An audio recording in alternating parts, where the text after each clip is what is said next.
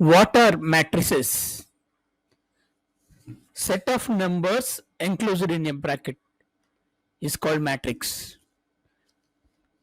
Matrices are an ordered rectangular array of numbers which are used to express linear equations.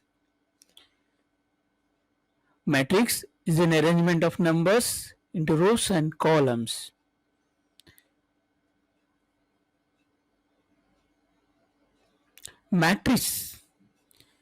Matrix అనేది ఒక set of నెంబర్స్ని ఒక ఎరే లాగా rectangular ఎరే లాగా with in బ్రాకెట్స్లో పెడితే దాన్ని మనం ఒక మ్యాట్రిక్స్ అంటాం.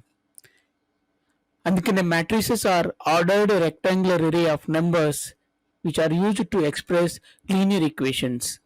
అంటే మనం మ్యాట్రిసెస్ని ఎందుకు ఉపయోగిస్తామంటే లీనియర్ ఈక్వేషన్స్ని సాల్వ్ చేయడానికి